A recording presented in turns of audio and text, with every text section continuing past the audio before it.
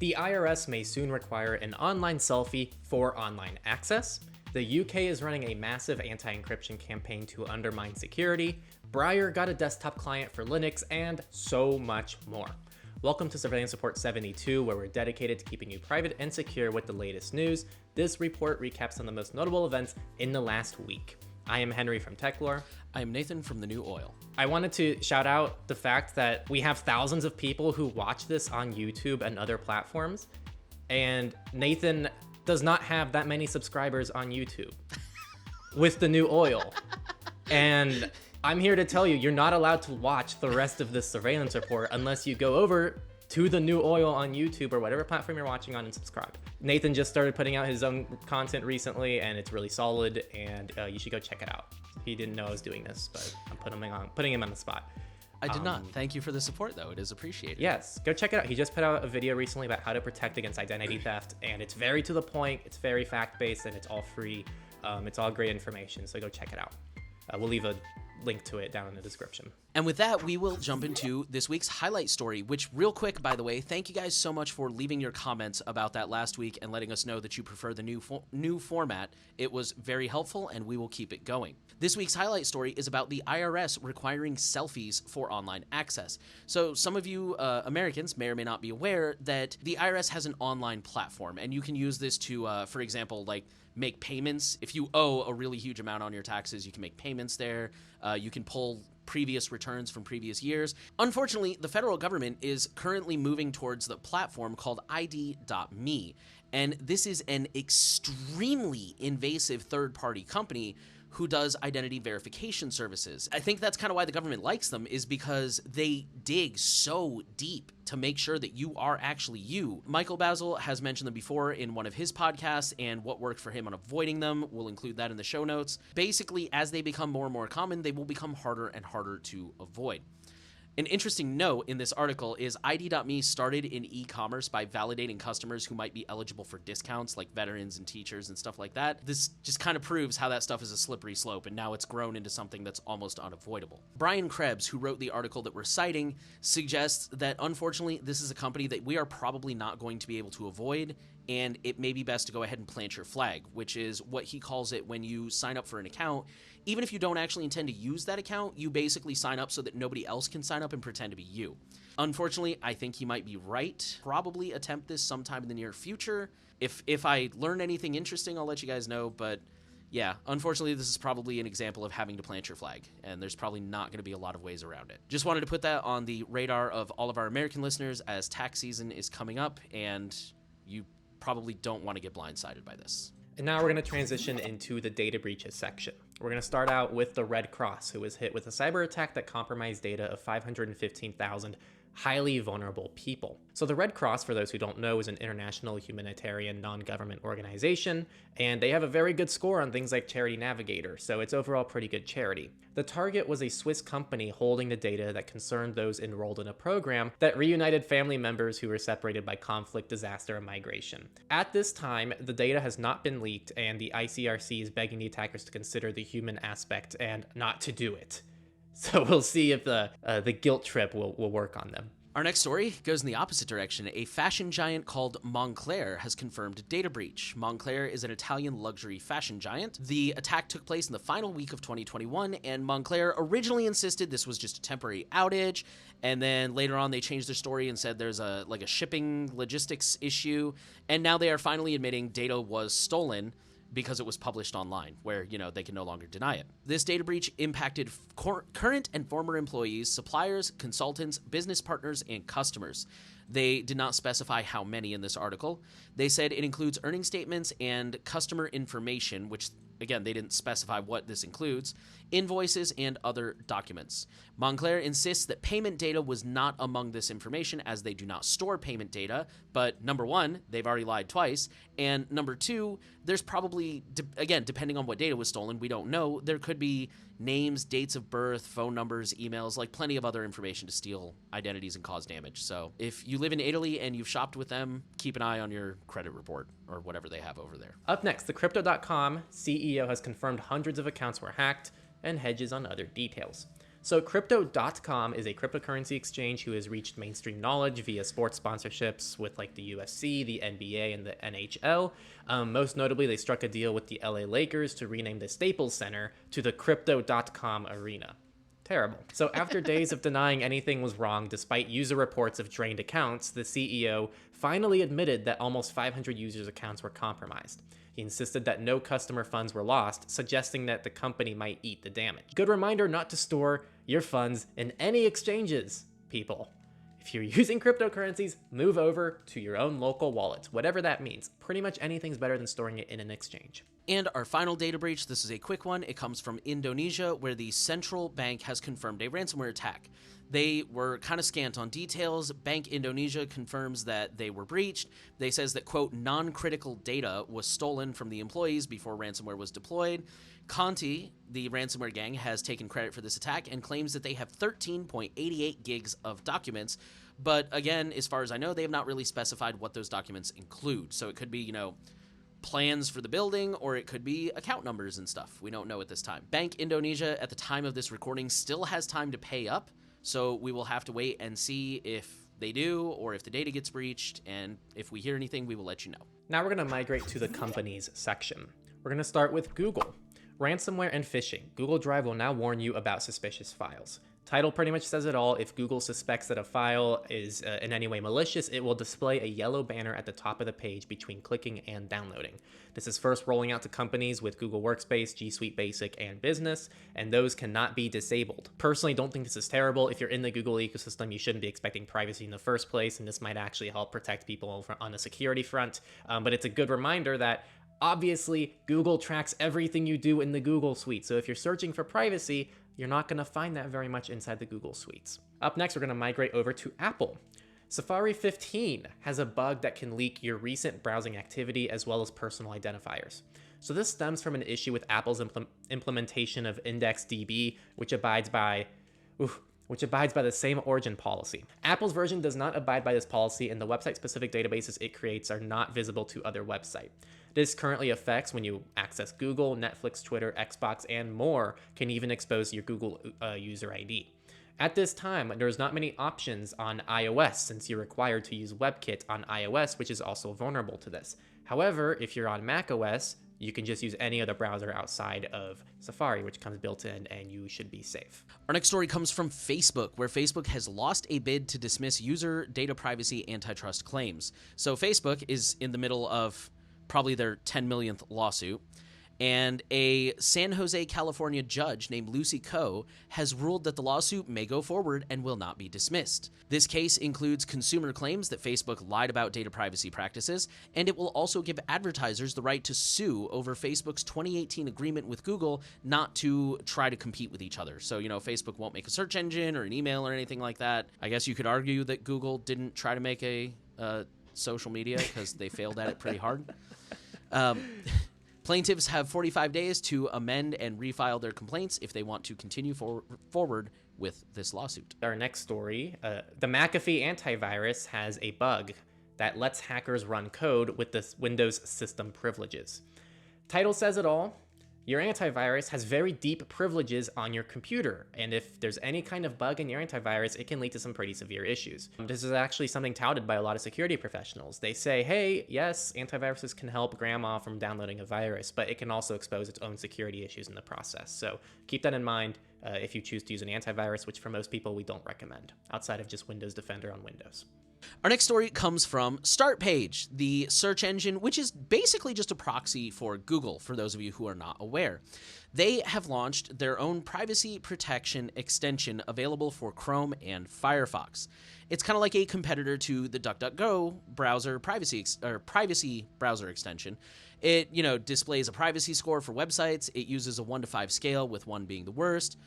It also blocks trackers and cookies and shows what's being blocked when you click on it and take a closer look. One neat thing, it can enable both global privacy control and do not track. GPC, for those who missed it, is what a lot of people are hoping is going to be the effective successor to do not track. Do not track kind of never really had any teeth, and it's largely being ignored by pretty much every company ever. It can block link tracking, so when you click on a link, it'll remove the tracking portion, and it can disable the prefetching of data on websites. Also changes your default search engine to start page once you install it, which in my opinion is kind of crappy. I don't know, maybe it asks you. If it does, then I think that's okay, but the article made it sound like it just does it without asking you.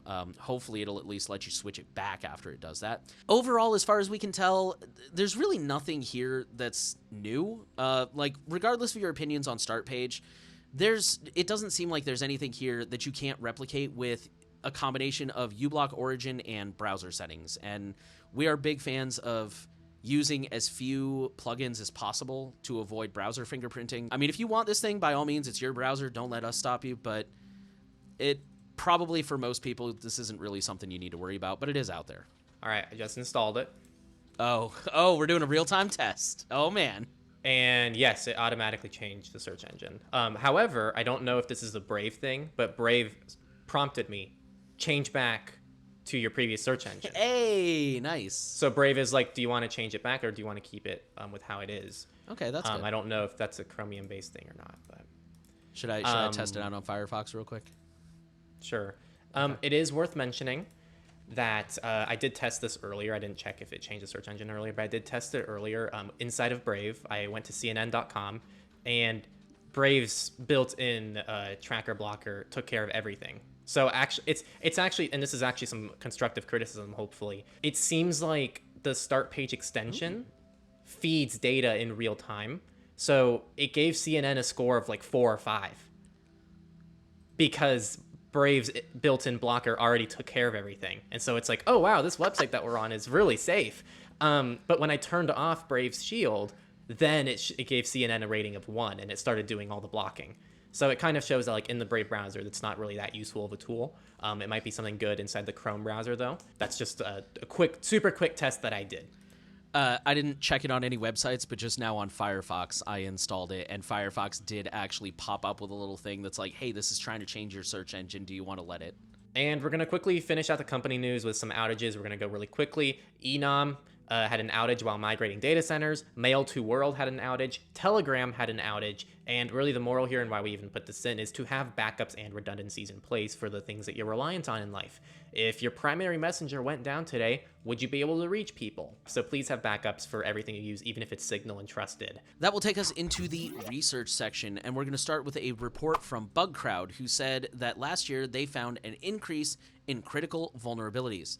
In fact, a 186% increase in privilege escalation vulnerabilities, specifically with financial services company. 24% of all submissions, because this is like a bug bounty website where you can go and report vulnerabilities. 24% of all submissions included both privilege escalation and security software vulnerabilities. So those two make up a quarter of all vulnerabilities. Cross-site scripting was the most common type of vulnerability, and data exposure went from number 9 to number 3 on the top 10 list. Vulnerabilities and problems like this are on the rise, and they are unfortunately not going anywhere. So take your protection seriously. Up next, more than half of medical devices have been found to have critical vulnerabilities. This is based on analytics from over 10 million medical devices at over 300 hospitals and medical facilities worldwide. 53% of internet-connected medical devices have known vulnerabilities, and 1/3 of bedside devices have, quote, critical risks. These risks range from data breaches to patient safety. The fixes could be as simple as running software updates or just using non-default passwords. This stuff also carries over into things that actually keep you alive. So it's probably an important thing for us to take seriously. And our final research story, many tracking-free apps in iOS secretly track users. So this comes from a computer scientist named Konrad Kollnig. He goes to Oxford University, and he examined 1,682 randomly selected apps from Apple's App Store. 373 of those apps claim through the little privacy label that they do not collect any personal data. That is 22.2%, by the way, if you're more of a percentage person. However, 4 out of 5, which is 80%, 299 apps in total, contacted known tracking domains immediately after the app first launched and without gaining user consent. So these same apps that say we don't collect user data, as soon as you fired them up, contacted like Google Analytics or something like that. Yeah, this seems to really highlight the issue that Apple is not really enforcing the privacy label system. It's a little bit of an honor system, but it's also just kind of a very, like, this is a perfect example. If the app itself doesn't collect your data, or like the company doesn't collect your data, but they use Google Analytics, like, does that count? Are these companies lying? I would vote yes for the record, but yeah, it's just Apple needs to be more consistent with this is really what we're trying to say, I think. And yeah, it's hard, man, because like I think Apple's goal is to simplify it. Like, let's just simplify privacy and make it easy for people to understand. yeah. But I think maybe what they're learning is like, well, privacy's not that easy. There's like so many ways to track people, and yes, technically they might not be collecting user data, but does fingerprinting count? Does collecting their IP address count? Does collecting analytics count? Like, what does count? So I think it's. I was just going to say, we've covered that in other articles in the past of how like companies are resorting to like fingerprinting to get around this tracking ban that Apple has instituted, the app tracking transparency or whatever. So yeah, it's really inconsistent. That'll take us to our politics section. We're going to start off with a story from here in the US. It says Democrats unveil bill to ban online surveillance advertising. This bill would ban, quote, nearly all targeted digital ads, allowing for a few small exceptions like broad location-based targeting and contextual ads, which is where, like, you know, if I go to DuckDuckGo and I type in pizza in Denver, Colorado, then it'll pop up with, you know, top 10 pizzas, like a paid ad that says, like, top pizza in Denver or whatever. So, yeah, they're trying to ban this, like, really granular surveillance advertising where companies stalk you. I don't expect this to pass in any meaningful way. Assuming that it does pass, you know, we mentioned earlier, tech lobbying outstrips nearly all other industries. Big tech is spending so much money on lobbying. And so I would just fully expect that if this passes at all, it will probably be severely watered down and weakened to the point of being effectively useless. I would love to be wrong. And for the record, that's not a hit at Democrats. I'm sure if the Republicans introduced this bill, it would be the exact same way. I would feel exactly the same. I think you're totally right. Like, if this bill passed, Google's out of business the next day. Yeah. Yeah, for real. Up next, the U.S. Senate panel has approved an antitrust bill that would allow sideloading. Cool. So, and this antitrust bill, which is known as the American Innovation and Choice Online Act, has passed the committee. It will now go on to the Senate floor and then to the House of Representatives, then to the president. So there's still a ton more checks that we need to go through, but at least it got through the Senate panel. The main thing that this would do is allow people like Apple to allow sideloading on iOS. The politician response is mixed. Some people think it's too narrow in scope, while others say it's not specific enough. So we're going to hear mixed things about the bill. Currently, it does not include foreign companies, though, like TikTok. It's only US-based companies. Shocking nobody, big tech says this is bad. As you can probably imagine, Apple will claim this is a security thing, which, you know what, maybe they're a little bit right, but like there's still ways that they can still keep iOS very secure while allowing sideloading. It's definitely more of a control thing at the end of the day. So I hope this passes because using Alt Store, not great. I didn't even know there was an Alt Store for Apple. No, yeah. So, since you asked, Alt Store is kind of like a way that you can sideload apps on iOS, but it's very janky. Like I think I've heard about that actually. Yeah, you have to, like, on Windows, I think it's in beta. I don't know if it's out of beta yet, but like on a MacBook, you have to like log in to the Mail client, and then you have to install the App Store onto the phone, and then it only keeps things installed for like 7 days, and then you have to like renew the license. It's ridiculous. It's like the most janky side loading option, and then on Android you just get an APK file from like literally anywhere on the internet. Let's go ahead and move to the next article. The Sheriff's Department encrypts radio communications, and critics say that the move will reduce transparency. So the California DOJ has mandated requiring officers to protect sensitive data like names, driver's license numbers, and date of births, data they frequently send over the radio. Officers argue that it's not always feasible to manage two channels from an end-user perspective. This raises a lot of concerns about police transparency and accountability, like going dark. I don't know, I'd love to hear Nate's thoughts. I think I'm pretty mixed on it because I could see how having to manage two channels as a cop in like a dangerous situation might be a little hard. But I also kind of agree, like if you're chasing someone who's not even convicted of a crime yet, and you're just sharing their names, their driver's license numbers pretty much to the public, I could see how that's a privacy invasion as well. I'm kind of in the same boat. Like, yeah, it's. I don't expect a cop in the middle of a stressful situation to like switch from the unencrypted channel to the encrypted one. And same thing, you know, if they're calling in they're doing a check on somebody they just pulled over, then yeah, I don't want their name and date of birth publicly aired. But at the same time, I'm with you. Like, I'm a real big fan of police transparency and accountability. And so the idea of just like, you know, no, we're just going to cut that out completely. Like, I don't think that should be blown over. And it also just, it never ceases to amaze me when the government is like, we need encryption because literally every time we sneeze, that's classified information. But at the same time, they turn around and they're like, well, what do you need encryption for? What do you have to hide? And it's like, I'm really more interested in keeping the politicians accountable, to be totally honest. Okay, we're going to have another law enforcement related story. The title says Transforming Traffic Stops, Tickets to Your Inbox Instead of Getting Pulled Over. So police in Texas have a plan to streamline minor traffic infractions while simultaneously reducing the risk of tense police interactions using an opt-in program where you can get a text or an email from the cops. So as I said, this is opt-in. You go online, you sign up, you put in your information, and then say, for example, the cop sees you speeding. They like put your license plate into the system, and then they can text you a warning that says slow down, or they can email you a speeding ticket. Personally, this raises a lot of questions, in my opinion. Like, for example, isn't one of the reasons we pull over speeders to stop them from speeding? Like, isn't speeding supposed to be dangerous? So if I'm emailing you a ticket that you're not going to see for, you know, a half hour at least until you get to your destination, you're still speeding the whole time. Also, aren't you supposed to stay off your phone while driving? So why are they texting you or calling you and saying slow down? My other favorite quote from the article, they said, and it's logged forever. Like, that's somehow a good thing. To play devil's advocate, there are some good sides to this. For example, they say that you can note possible disabilities like being deaf or having severe anxiety. So this way the cops know to kind of approach with that in mind. I'm totally not advocating for opting into this, but it does kind of make a point that if you're willing to opt into this, maybe you're a little bit less of a threat. Maybe the cop won't be so on edge when they come to approach you. They also claim the data is hidden from the officer. Like, if they choose to send you a text, they don't see your phone number. They just tell the system, hey, text this person and say this, whatever number is registered to the account. Yeah, I don't know. This is really weird to me. This just shows how everything is going more and more digital. My question is, who's actually going to opt into this other than, like, grandma who really, really thinks the cops have her interest at heart? I don't know.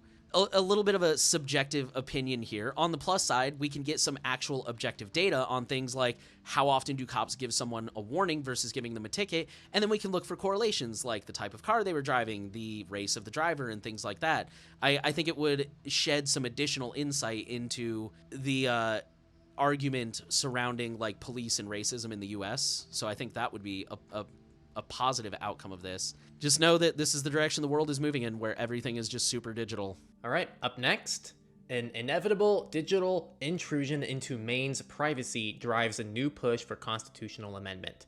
Maine, the state in the U.S., has proposed adding a right to privacy in their state constitution. It would extend the requirement of a warrant to digital services like phones and digital accounts. Other proposals this election season include limiting third-party public record collections and restricting camera installations outside the home. It's unclear how much good this will actually do, but it lays an important foundation as well as an important discussion. Maine has taken other pro-privacy steps in the past, like banning facial recognition technology. So this is very exciting. I'm very excited to see what happens and comes out of this. Our next story is a really quick one. The headline says fines for breaches of EU privacy law spike sevenfold as big tech bears the brunt. The EU data protection agencies handed out I actually want to bury the number on this one because I thought it was cool. So in 2019, they handed out $180 million worth of fines for breaking GDPR to big tech. Last year, that number jumped sevenfold to 1.2 billion, which I know is still like pocket change for these companies. But that's still cool that it jumped so dramatically. And they're really trying to do something. Data breach notifications rose 8% to 356 data breaches on average per day, which is insane. Regulators are expecting, quote, major headache for organizations in the future as EU and US data transfers are becoming more complicated from a legal perspective. So yeah, we just wanted to share this story because there's a lot of argument over, like, do laws even work? Do regulations matter? And we definitely don't think that you should rely solely on these regulations, but I think that shows that countries are starting to kind of react and take this stuff seriously and hand out fines and say, you've got to do something.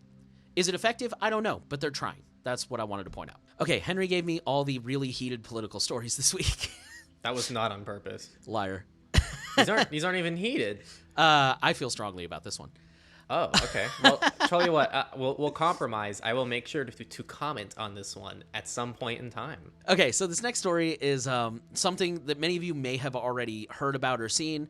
The UK government is planning a huge publicity campaign to undermine encryption. They are currently spending about £534,000, which I think the EFF said is like $700 and something thousand, to run a smear campaign against encryption in the hopes of preventing further end-to-end encrypted apps, specifically Facebook Messenger. They really seem keyed in on Facebook Messenger. They have hired an agency behind a famous election poster that says Labour isn't working. I apologize, I'm not from the UK. I have never heard of this poster before, but from what I understand, it's very iconic in the UK. So this is a really experienced, powerful ad agency. They're also proposing a lot of other ads and publicity stunts, like the one they listed. They want to take two actors, one child and one adult, put them in a glass box, and have the adult, like they're both sitting there just playing on their phones, but the adult keeps kind of like glancing at the kid in a very suggestive fashion, and then every so often the glass would like fade to opaque black so you can't see inside. And the whole point is to make people uncomfortable and make people feel like, oh, you know, this is bad. We can't allow this. I guess this is personal opinion, but not really. I say don't be fooled. They're going after child sexual abuse because it's a shortcut. What this is nearly everyone on Earth can agree that child sexual abuse is bad. And I agree with that. That's really, really bad. The problem is, the reason they're focusing specifically on this is it becomes a shorthand. If you defend encryption, now you look like you're a pedophile. Like, oh, you want to let pedophiles go free? You want to let them prey on children? It's insidious, it's disingenuous, and it's also brilliant. They know exactly what they're doing. They're trying to completely remove the teeth from the argument by making them look bad if they argue with this. That's exactly what this is. It's completely intentional. We see this in politics all the time, by the way. This isn't just encryption. It's always like, think of the kids, think of... it's a very common tactic used in politics. Yeah, 100%, because it makes you look like here in the U.S., you know, if anybody were to ever suggest maybe we should defund the military just a little bit and put that money towards something else, they would instantly be painted as like, you hate America, you want to cut our national defense, and you want to open us up to attack. Even though it's like, we spend more before breakfast than most countries spend all year combined. We definitely have the money, but anyways, that's a political thing, different political thing. But yeah, it's a very common tactic in all arenas. To quote the article, according to the presentation, the push will appear to be the result of grassroots action and children's charities while downplaying any government role. This is also unfortunately common, not just in the UK, but everywhere. They're trying to make this look like these are actual concerned citizens who really care about this thing. Don't worry where their paycheck comes from, because it is definitely not the Ministry of Defense. The Home Office has faced previous scrutiny over its behind-the-scenes roles and communication plans. It has run operations aimed at countering extremism and polarization, criticized by investigative journalists for hiding the government role in the apparently spontaneous showing of solidarity by minority groups after terror attacks. So in other words, this is like the Home Office's signature move, is to make it look like these are just concerned citizens, when in reality, it's government propaganda. This is a really important story. I had actually originally suggested to Henry that we make this the highlight story. Either way, it's very important. If you live in the UK, be aware that this is going on. One of the things I didn't put in the notes, but one of the things they mentioned is the UK and the agency they hired currently believe that people don't really know a lot about end-to-end encryption, so they want to use that ignorance to their advantage to paint it as this awful, awful thing. Yeah, if you live in the UK, go out, raise awareness, let people know that this is happening, let people know that it's absolute garbage, that it's not a grassroots campaign, it is 100% AstroTurf government psyop. Yeah, and this isn't just UK-based either. The battle of end-to-end encryption is happening in pretty much every country in the world right now. So even if you're not in the UK, it's still important to spread how just basic tools we use every day implement end-to-end encryption. You know, it's not like this dangerous thing that everyone is using. If you use iMessage, you're technically using end-to-end encryption, or WhatsApp. Like, all of these services utilize end-to-end encryption. Even Facebook has an end-to-end encryption option in Facebook Messenger. Secret chats, yep. Exactly. So keep that in mind. Like, this isn't some like, oh, you have to download the Tor browser to access the dark web where you're going to find all the spooky hackers. It's like, no, you already use end-to-end encryption most likely every single day of your life. And that's one of the reasons why you can say you have semi-decent security with your messages. So, and for the record, this is exactly what I meant when we were talking about like the sheriff's department encrypting their radios. Like, this is exactly what I meant, where they'll go out and they'll be like, oh, if you use encryption, you must be a pedophile. Meanwhile, ignore the fact that we're encrypting the entire police department. Like, I don't know if I've told you this before. I have a friend who works in law enforcement, and when I first downloaded Signal years ago, he popped up in my contacts as like, oh, here's people you know with Signal. And I texted him, and I was like, oh, hey, I didn't know you had Signal. And he literally goes, yeah, we have to have it for work. And then 3 years later, William Barr becomes head of the FBI, and he says end-to-end encryption is bad. Like, just the astounding hypocrisy of it. We're going to move to Austria, where the decision has been handed out that the use of Google Analytics violates GDPR. Woo-hoo. Now, yes, woohoo. Now, it is important to note, currently this is only in Austria, although other EU member states are expected to follow suit. And at the moment, this only applies to prior events. So in other words, this doesn't stop future Google Analytics usage. It's just saying that, yes, using it in the past has violated GDPR. There's been a lot of headlines saying that Google Analytics has been banned in the EU. That's a little bit misleading, although it is very possible it could go in that direction. For anyone who's wondering how it violated GDPR, the short version is it exposes EU citizen data to US intelligence agencies. Apparently that is not allowed under GDPR. Good for Austria. Hopefully other EU member states will follow suit, and hopefully this will result in, again, a going forward ban where Google Analytics cannot be used in the future. And then just one more quick story. Returning travelers made to hand over phones and passcodes to Australian Border Force. We've talked a lot about stories like this in the US, how people are, particularly when traveling internationally, even American citizens returning home, they come into the US and their phones get confiscated and taken into another room and most likely cloned and unlocked, and people are asked to turn over their passcodes and stuff like that. Just wanted to let you guys know that it is now happening in Australia. Probably has been happening for some time, honestly, but this article shows it's becoming more common. By the way, I'm not normally a huge fan of like cloud backups, but this is actually a really good use case. If you have like a safe end-to-end encrypted, zero knowledge cloud backup solution, you can quickly back up your device and factory reset it before traveling, and then quickly restore it when you get to where you need to go. Much easier on an iPhone than an Android device. I really hope there's going to be like a better Android backup restore solution one day that doesn't require like Google. Almost done through politics, guys. 2 more stories. It's been a long week. So it's election year, so there's going to be a lot of stuff. The first one, you can help Chile write free software values privacy and digital sovereignty into their constitution. So this is a signal boost for Chileans. Chile has voted to update their constitution and some of the proposals, including data sovereignty laws like privacy and digital sovereignty. So just a plug. Up next, the Winter Olympics app. This has been like kind of a big thing. So Beijing has created a mandatory app for all Winter Olympics attendees, press, and athletes called My 2022.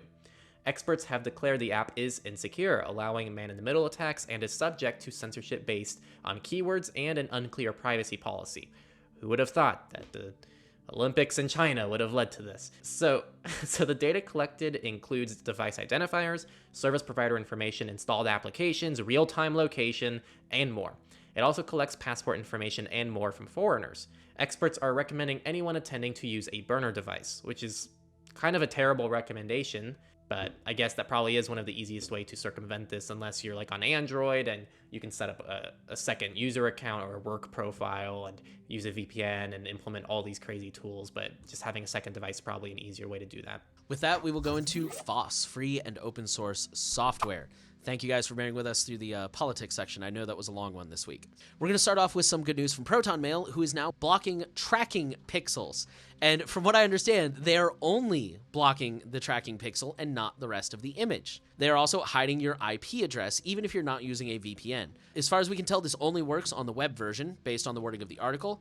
And this is opt-in. So if you are interested in this, make sure that you go ahead and enable it. But yeah, basically now, if you log into Proton Mail via the web and you're opted into this thing, kind of like DuckDuckGo's privacy email thing, they will load the whole email, all the pictures and everything, but they will detect and remove tracking pixels so it loads safely, which is awesome because I am tired of not being able to read emails from my apartment complex because for some reason they send an image with all the text and everything. So if I block images, I can't see anything. So this is cool. Up next, Briar, probably one of the highest, most secure private possibilities you have for a messenger, is now available for desktop on Linux. They have had it available in beta for a long time, but my guess is it's now out of beta. Go check it out. Very cool. Techlore, we have a review of Briar. If you want to check it out, it's a very good messenger for those of you needing the utmost safety with your messages. And last but not least, Wine 7.0 has arrived with a, quote, large number of improvements. This has over 9,100 changes from Wine 6. This includes improved support for portable executables, better support for 32-bit apps. I'm like really paraphrasing all this, by the way. Improvements to the graphics, and much, much more. Wine, for those who don't know, is basically a Windows emulator for Linux that kind of runs natively. So it's not like a virtual machine. It's like this program you install, and then a lot of popular Windows programs will run on Linux. I was actually amused in the article. They said 9 out of 10 of the most popular programs are games, and number 1 is World of Warcraft. I was really amused by that. So yeah, if you're a Linux user and you're like, man, there's this one Windows program I just cannot let go of, and I wish I had it, like, Wine is the way to go. We don't normally recommend it because it kind of comes with its own set of privacy and security risks, but, you know, if it's just that one program you need and you cannot find a good alternative, Wine might be a good solution for you. And now that there's a new version out, go ahead and check it out. With that, we will move into our final section, Misfits. We're going to start off with the Google camera randomly changing some URLs on QR codes on Android 12.